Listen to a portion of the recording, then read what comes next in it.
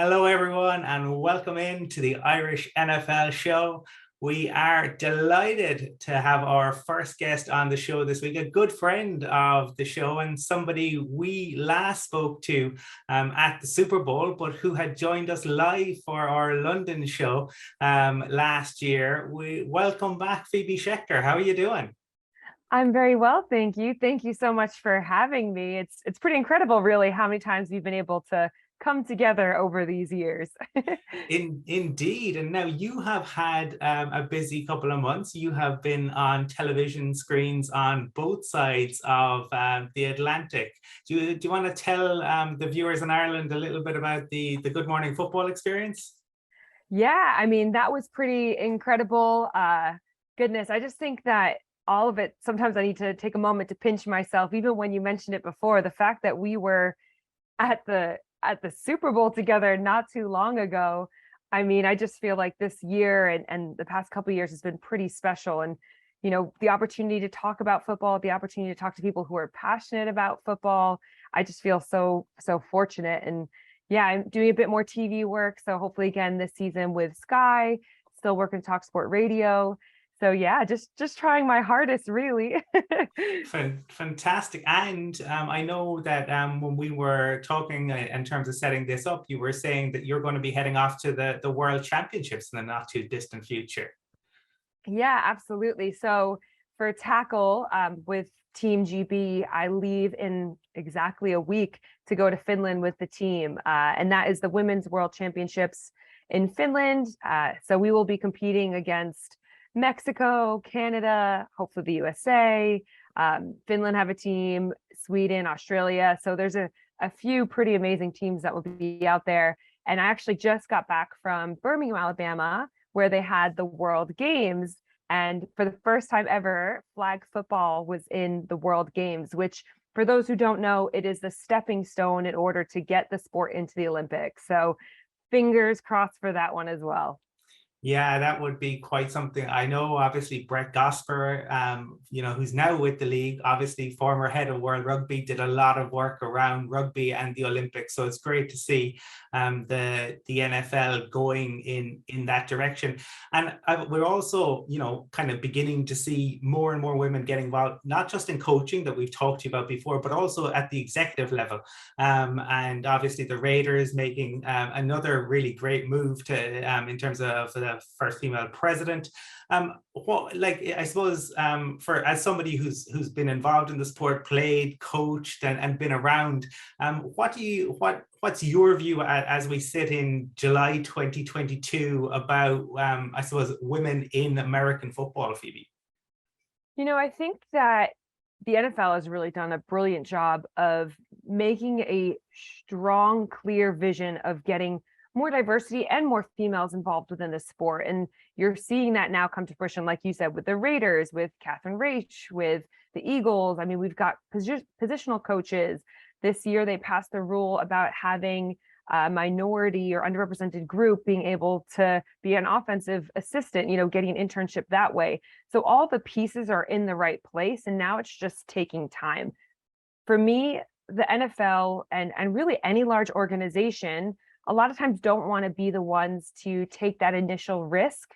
But similar to how the NFL runs in terms of its plays, it is a copycat league. So, for example, when Katie Sowers and the 49ers got to the Super Bowl a few years ago, the other team started looking around being like, well, actually, this isn't so scary. Someone's done it now. They've put their foot in the water. Okay, now we can get on board with it. And, and it just takes that seeing it to understand that actually this is could be a really positive thing for an organization.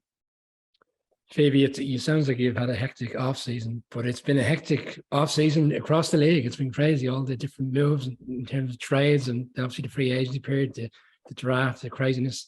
We're hitting training camps, and yet the Bills are the favourites to win the Super Bowl this year. And last year was a successful season, but it feels like it's kind of been washed over because of the last 13 seconds in that game against the Chiefs. When we had you on in London, you spoke so highly of them. What's your expectations ahead of the season? Are they rightly favourites, in your opinion? Yeah, I think this season is actually going to be a really tough one for them. They always say, if you look back to when Coach McDermott took over the Bills going on 6 years ago, He was successful his first year, and then that second year was really tough because you've had success, and it's really tough in the NFL to maintain that success.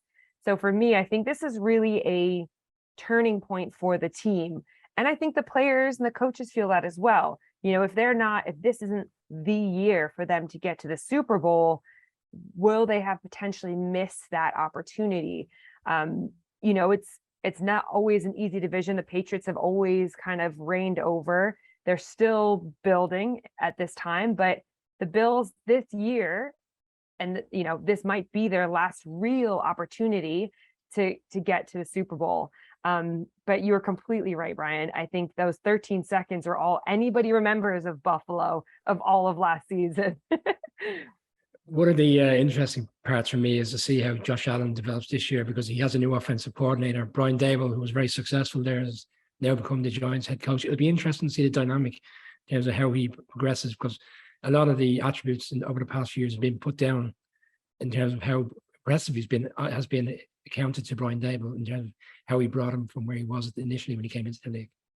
Massively. And Brian Daboll has an assistant, Shea Tierney, and they literally were together in Alabama at the Eagles, and Shea's a really smart guy. And like you said, the kind of the trio of them have had such a great rapport with each other, on the same page, and they're at a point where that playbook was like the back of his hand, right? And we've seen them over the years have it not be that easy for him, and finally getting to a place where, Josh now knows the plays that he likes, and he can read that defense, and he can make clear quality decisions for the team.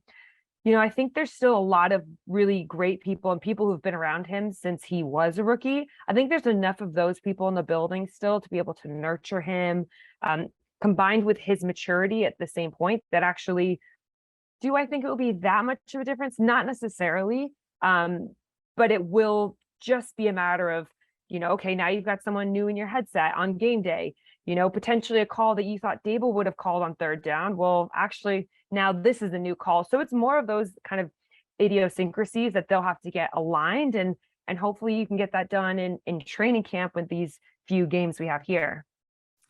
And I suppose if the Bills are Heartbreak Hotel, where they've been so close so many times, if we go towards Michigan and the factory of sadness, unfortunately, up in Detroit, it's, I saw a great video on TikTok the other day about why somebody should date a Lions fan, because they'll be loyal no matter what, and they don't have expectations, and it doesn't matter how long, if it's decades and decades. But there's something of a feel-good factor around the Lions this year.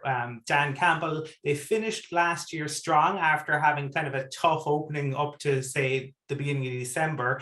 The draft, they got the player they wanted, and obviously there seems to be a kind of a real camaraderie around there. Do you think that they can really build on that and have, a better season? Not, I don't think anyone is saying, they're going to maybe the playoffs, but for the Lions, is it a false dawn, or can they really build on something here, Phoebe? Yeah, well, first off, I love that you've called it a factory of sadness. That is perhaps my favorite name. I think Dan Campbell, I love him as a coach, right? And his players and his coaches love him as a coach. And that can carry so much weight within an organization. When you actually want to play for the person, those intangibles can be the difference between winning and losing. Now, looking at last year, they had a lot of close calls, which are very unfortunate for them, but it actually shows that they are pulling in the right direction. And like you said, with their draft picks, they got 6 out of 8 of the defensive draft choices. Now that can be a brilliant thing. And I love that Dan Campbell is an offensive guy who's now putting his emphasis on defense. I think that says a lot about a head coach and how balanced he is, because it's not easy. If you're an offensive guy or you're a defensive guy, column, you might just try and get a few extra of players on your side of the ball. But I think he's done a really nice job. I think the whole organization's done a nice job. But for me, it does come down to his players love him and they respect him as a guy who's really been there, done that on the line himself. Phoebe, back in 2018, Baker Mayfield was the first pick and Sam Darnold was the third pick. And Ben McAdoo at the time spoke poorly of Baker Mayfield, and now he's going to work with both of them to figure out who's the best person to take this Panthers team forward. Has Baker been given a raw deal? There's such a mixed reaction in terms of what people think of him from it, but he had a lot of injuries last year. He had brought the Browns to the playoffs for the first time in so long. I mean, where do you see this one right now? Is it Baker's position to lose, or is it going to be a very open situation in camp? I mean, that is not a great situation, I think, to be honest. Unfortunately, Baker Mayfield really never had the opportunity to do anything special. Yes, he's brought him to playoffs, which is massive. But now between him and Sam Darnold, I mean, looking at Sam Darnold, even he never really got anywhere, right? You've got two quarterbacks now who've kind of been either par or subpar for a lot of their careers, and now they're the ones that are competing for that starting spot. I mean, for me, Baker Mayfield is the guy. We've seen Sam Darnold at multiple teams now never get that opportunity. At first, we thought maybe, the Jets organization is what wasn't going the way for Sam. He needed new leadership around him. Well, now he's had his new leadership and he's still not able to really do anything. So for me, like you said again, I think it's the Baker Mayfield's position to lose, but he's going to have to change some of the things that he did in Cleveland. He's going to have to change that now at the Panthers, almost like he needs to reinvent himself as a quarterback and really take ownership of this opportunity come his way with the Panthers.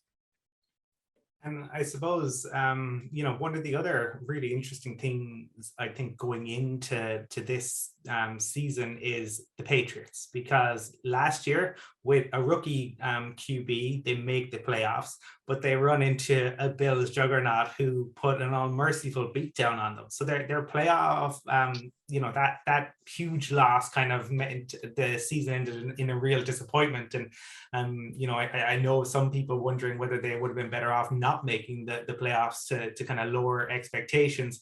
They lose JC Jackson. They're drafting. I saw they were one of 4 teams who don't have any of their 2019 draft members left on the roster. But they do have Bill Belichick. Are people being too hasty in writing off the Patriots? I've seen, there's been plenty of talk that this is ultimately the downfall of the empire, or can Bill spring a surprise? I think that we would all be very silly to underestimate Bill Belichick and what he's able to do with any organization when he's able to install his way, which a lot of people in that organization are still Bill Belichick guys. I don't love the stat of all his 2019 draft picks going, because that doesn't say much for the development, the long-term development.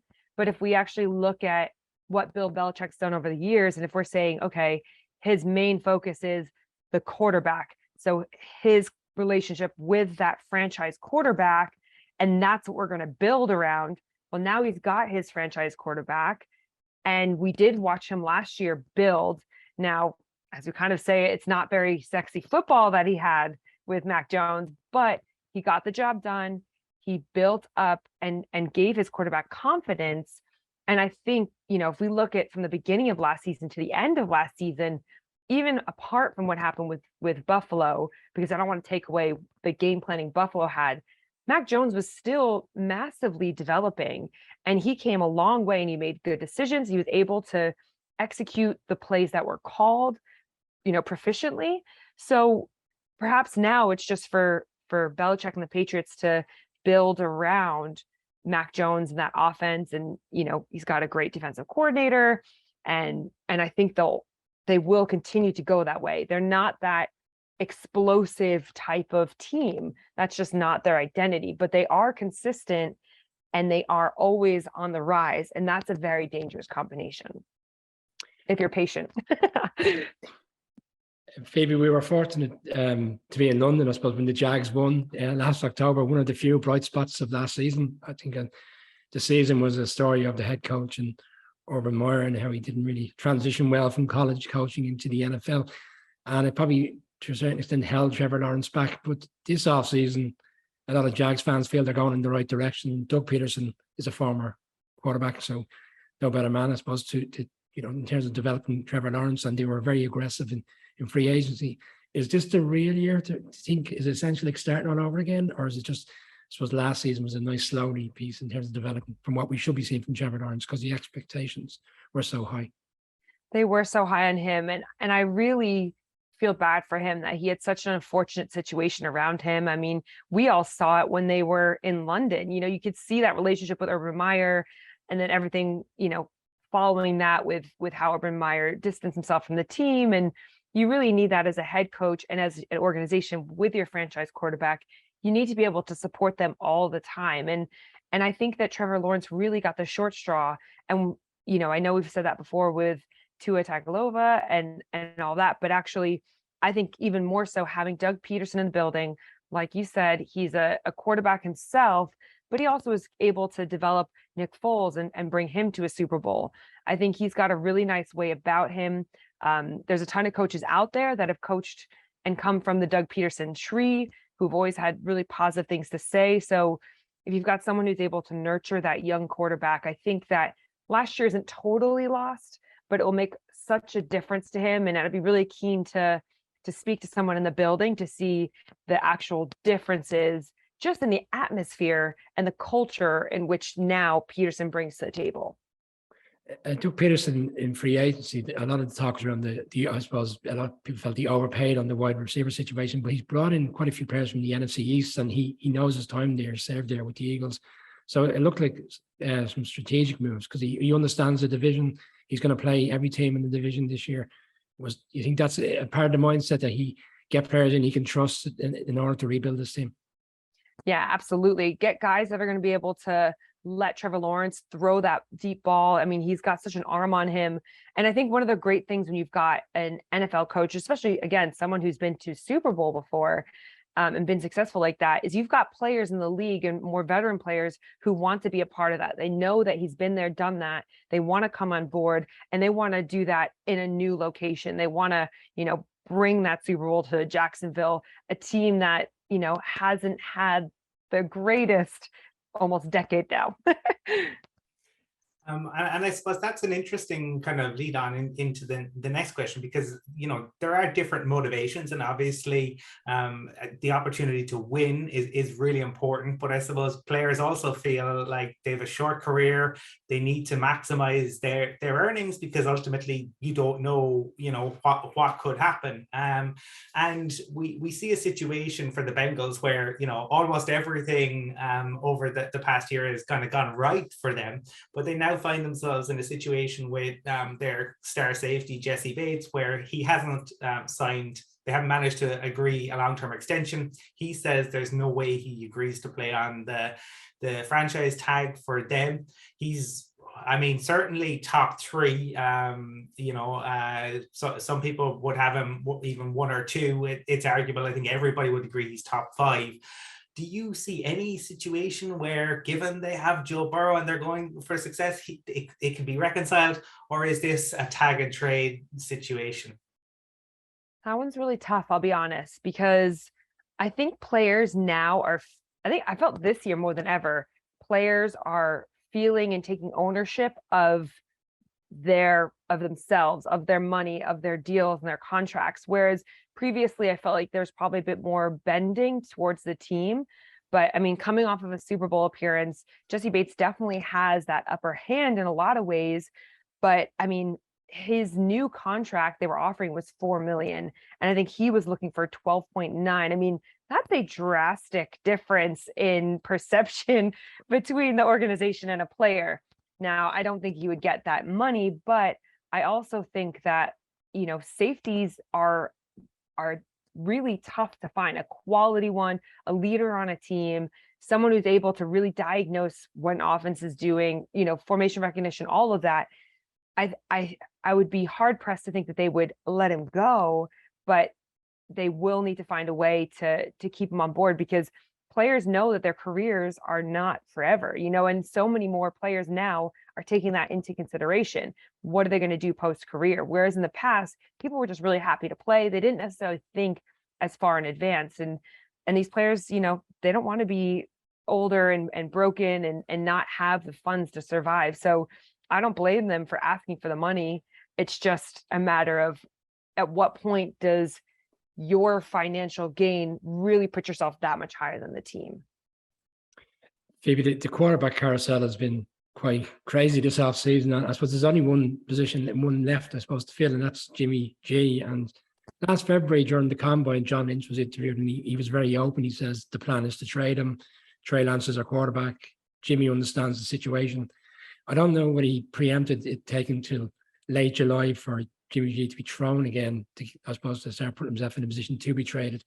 Two teams that have been speculated this week is the Texans and the Giants. The Giants one I don't buy into because they brought in Tyrod Taylor. He's on $7 million a year, excuse me, to back up Daniel Jones. So it doesn't make sense to have three come in. And the Texans is another one, but Davis Mills had a reasonably good rookie year. The expectations for him were quite low as an early pick in the third round. Have you any thoughts on where Jimmy G is going? Is Seattle really out of the question because they're a divisional team?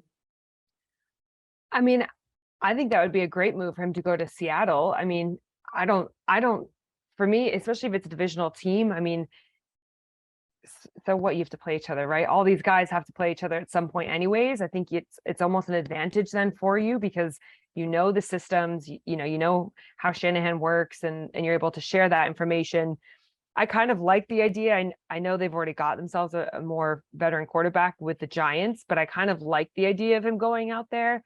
Again, Daniel Jones is a young quarterback.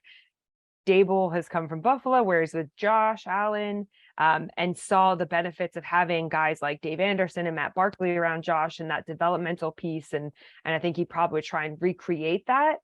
So I don't necessarily think that the Giants are totally off the table.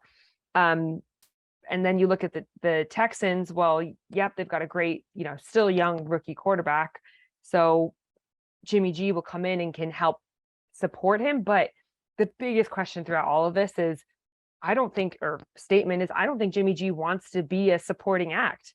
In his head, he's still got it, and to be fair to him, last season, he had some really great games. It was just some games he just couldn't finish. And, there are teams out there who could do with his experience, with his expertise. But I think there has to be a part in Jimmy G's career where he thinks and has to actively say to himself, all right, maybe I'm not the starting guy, but I can actually really impact the team in other roles. I'm a Giants fan, Phoebe, for my sins. And we were fortunate to have Joe Shane, the general manager, on the show some time ago. And one very interesting point he said was, just because free agency starts in March doesn't mean we're not trying to build a team in August. So always kind of leaves a glimmer of hope if he sees something out there. And potentially maybe that's where they haven't seen what they wanted to see out of Daniel Jones in the OTAs, and give it a couple of weeks in the training camp. If it's still what they saw earlier on in the camps in terms of their expectations, maybe then they make that move. What concerns me, and this is something across the league, where you bring a quarterback in so late into the off season, or I suppose essentially we're in a new season with training camp. Is that a risk, trying to get them up to speed with playbooks and stuff? No, I mean, a lot of times the playbooks are actually similar in a lot of ways. It's just perhaps in their own language, essentially. Each team has certain things they'll call something, and that's kind of a worldwide football thing, calling the same thing multiple different names. So I don't think there's a problem with that. And especially when you've got a veteran quarterback coming in, you already naturally have that respect from the players, and people will listen to them. If not, sometimes they'll listen to them more than they'll listen to the rookie quarterback. So that's kind of almost that dynamic you have to then consider. If you bring in someone, where, for example, I'm just using the Giants as an example. If you have Daniel Jones in there and you bring in a Jimmy G, there's that new conflict between them of, okay, first off, what are the clear roles of each of these guys? And who's still being considered our franchise quarterback? Who's still going to be one that's there to lead the offense? Because if that's not made clear, that could really push the room one way or the other. Maybe I suppose one of the great things about the league is the fact that every year there's an influx of rookies. And we have seen in recent years that the rookies, you think Jamar Chase last year, Justin Jefferson the year before, and even the fact that it has changed so much so that even the guys on the line, I'm thinking Tristan Wirfs, who came in and looked like a superstar, and Rashawn Slater for the Chargers, who's been standout. So there's a lot of excitement, I think, now about the rooks and where they're going to fit. Is there anybody in particular that you're really looking forward to seeing how they do this year? Yeah, so I'm really looking forward to receiver Sky Moore, out of explosive receiver out of Western Michigan. He is going to be with Patrick Mahomes, who no longer has Tyreek Hill. So seeing what that could look like, I'm pretty excited. And then you add in like the actual imagination of Andy Reid and the fun and kind of youngness of Patrick Mahomes. I mean, I just think that could be a really exciting duo. And that's someone I'm looking forward to watching this year. I mean, he did great throughout college. So yeah, I think he could be a really nice addition to the Chiefs. Phoebe, this week the tickets for the Munich game went on sale. The premium tickets sold 4 or 5 weeks ago in record time. We've got the 3 London games, a game in Mexico. Do you ever pinch yourself and take a step back and look how much the game has come on across the globe? I recall going to the Giants game against Dolphins in October 2007. Never imagining we'd be on a stage where we'd have 3 or 4 games, and obviously now the game in Munich. It's mind blowing. Absolutely, and I think the biggest thing really is that it's been growing because of every single person that's so passionate about it, you know, from you guys and the way that you put out information about the sport and you make it so user friendly and interesting. People want to buy in. They want to get to know you guys in the sport more, to what we're doing with the NFL player pathway and the international player pathway with the NFL Academy. You know, even the CFL, they're wanting to get more international players in. And now we've just seen NFL Africa going out there. And I think creating these storylines, creating these connections for people, and not saying that it's achievable by anyone by any means, but you can really be inspired by some of these people's stories who've, you know, come from nothing, or who, you know, as we were talking about earlier on, you know, if you were to see someone from Ireland out there playing on the football field as a kicker, as a punter, as a DB, whatever that may look like, I mean, how much pride that fills you with just seeing the potential of the sport and how much opportunity it offers people. Well, you're very kind with your words about the show, and I can say that there's a lot of work that you do as well. We have had Scott Pioli on the show in recent times. We've had Ryan Leaf on the show, and both of those gentlemen were singing your praises, and rightly so. And we want to thank you for being so generous with your time. We want to wish you the best of luck in terms of the upcoming World Championships. I know you mentioned at the start that, you know, you've got more TV work, more radio work coming up. Maybe you want to tell our viewers and our listeners whereabouts they can find you. I'm sure, having listened to you, they'll have enjoyed it. Where can they find you on social media, Phoebe? So social media is just my name, Phoebe Schecter. And if you're interested in participation, or, you know, want to be involved or just learn more, also the UK Jukes, we're on Instagram, Twitter, anything like that. Sometimes it's just even learning about the game, the basics of it. So I would love to help anybody in any way that I possibly can. Great stuff. Thanks very much, Phoebe. Thank you. First time ever. They're coming to the Aviva Stadium this August to face the Nebraska Cornhuskers football team in the Aer Lingus College Football Classic. Everybody's been waiting for this. It's going to be great. We're looking forward to getting everyone over. That we are going to see a football game in Dublin. Go Wildcats! Go Big Red.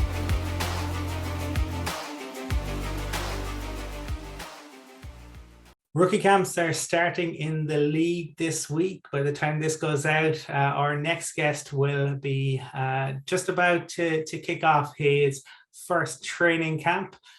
He is a man who we have discussed his career on this show, and we're very excited to welcome him out of UC Davis and now with the New Orleans Saints.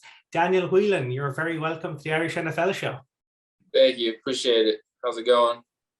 Good. How have the past couple of months been for you since you signed with the Saints? It's been very exciting, a whole different chapter in my life. I mean, a lot of new things coming towards me and just trying to get a grasp on all of it. But I think I'm getting more down to the understanding of everything and figuring it all out day by day. So it's going pretty well. Good to hear. And look, you got I suppose a bit of press coverage over here when you signed with the Saints, and we'll get in. You've had that over the past couple of years, but for our viewers who might be less familiar with your story, Daniel, can you talk to us, I suppose, about growing up in Ireland and then moving stateside? Yeah, so I was born in Dublin, Ireland. Then I moved to Wicklow, and I lived in Enniskerry for most of my life. And then I went to a school called Arravon, which is in Bray. And then I moved to St. Jared's in Bray as well. But I primarily just played like rugby and soccer most of the time and tennis. And then when I was 13, my mom got a job offer to come to America. And the job offer was to work at the Ritz-Carlton in Palm Springs. So we just decided we're just going to take this opportunity, and we both just hit the plane with 2 suitcases each, and we were on the way to the States. Daniel, I suppose that growing up in the States is very different to, I suppose, here. You just touched on the fact you were playing, I suppose, Irish-oriented sports before you moved over to the States. How quickly did you adapt to their lifestyle in terms of sports, and how quickly did you get into American football?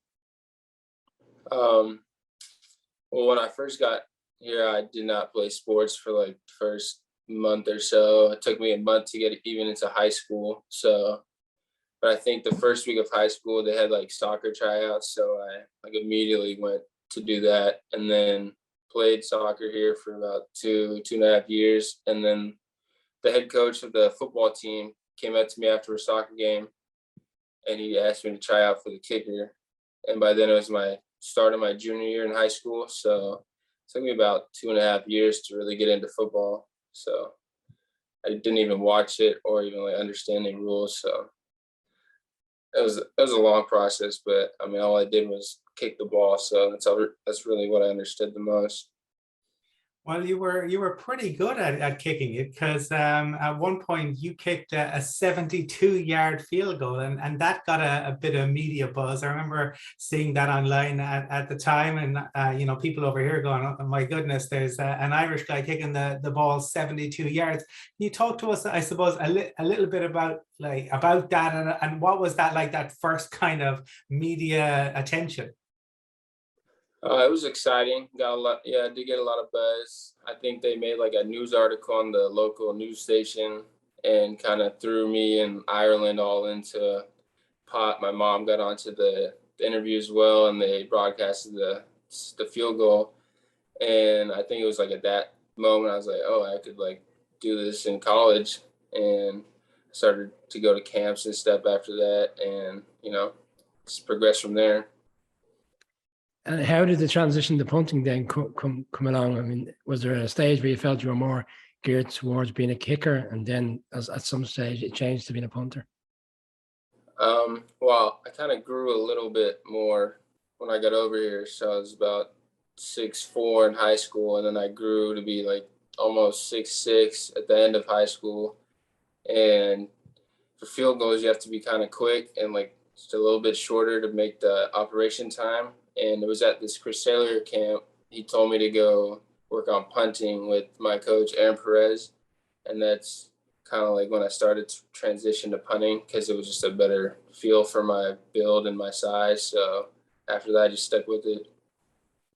And can you talk to us then a little bit about your time at UC Davis and what that experience was like? Any particular moments that stand out for you?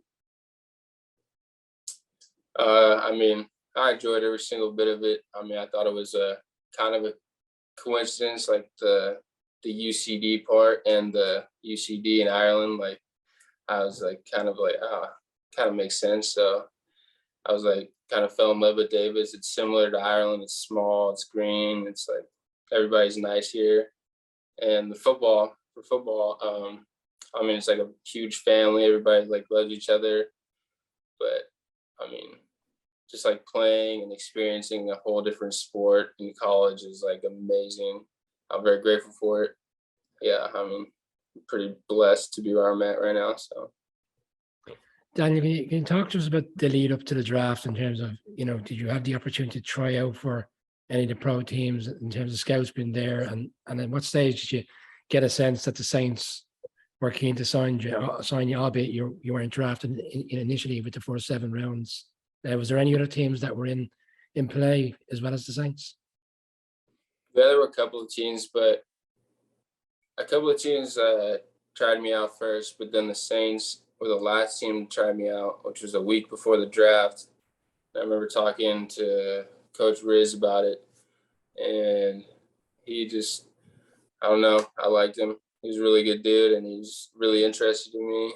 We had a similar style of like punting and what to do, and he just like gave me a lot of good information and just like helped me kind of get through the draft.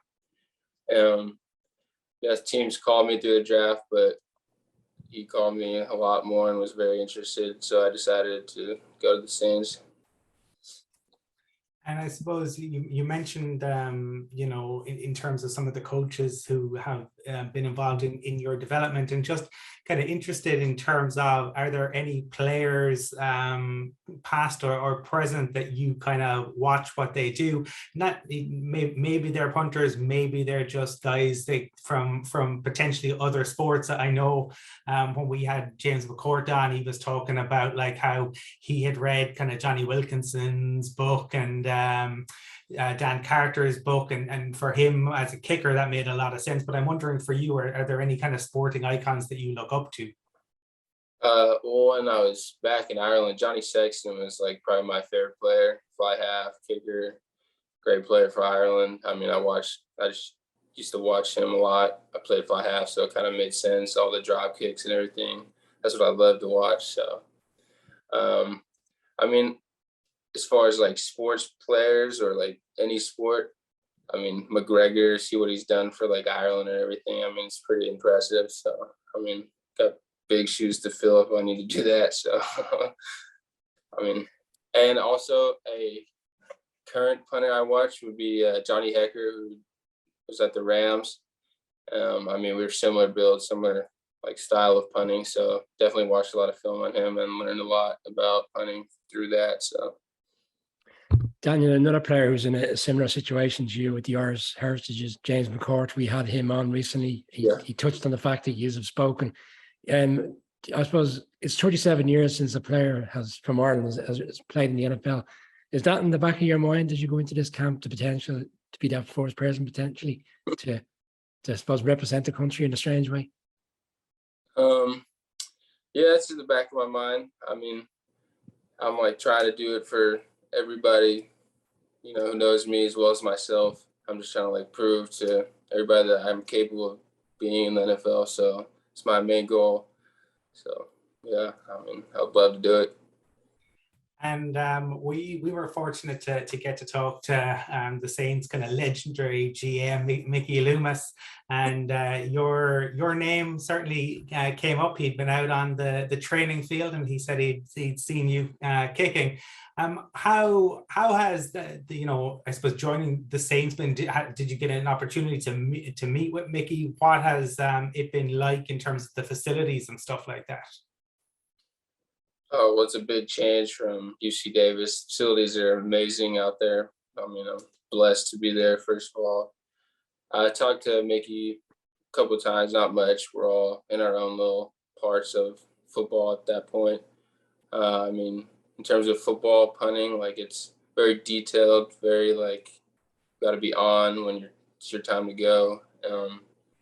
Yeah, the facilities are great, very good. Get recovery in, good. They've got a good training staff for like our bodies and everything. So I'm very grateful for that too. But it's been going well. I mean, I'm excited to get back there for training camp and see all the guys again. And Daniel, just asking on the guys, I mean, you've done the voluntary camps and, even Dennis Allen came out and, kind of called you out in particular on how impressive you were during those camps. Mixing with rookies and obviously veterans, I mean, do you get a sense it's a very different time now since they've moved on from Sean Payton and what's the overall kind of feel within the organization? Because a lot of people feel the Saints have a great chance this year to really challenge the Bucs for the division. Yeah, I mean, they have a great chance. We're looking really good right now. Everybody's like, it's like a brotherhood there. Everybody loves each other. Everybody encourages each other. I mean, no doubt, it's definitely going to have a great shot at winning the Super Bowl this year. So, I mean, let's go. Well, we want to thank you for taking the time to join us. We obviously wish you great success in terms of training camp, and we hope it goes well. We will be watching to see how your career progresses, and we really hope that it goes well, and we hope to be welcoming you maybe back onto the show in the not too distant future when you are playing in the league as the first Irishman, as Brian mentioned, in 37 years. So thanks very much, Daniel. Yeah, thank you guys. Thank you. Have a good one.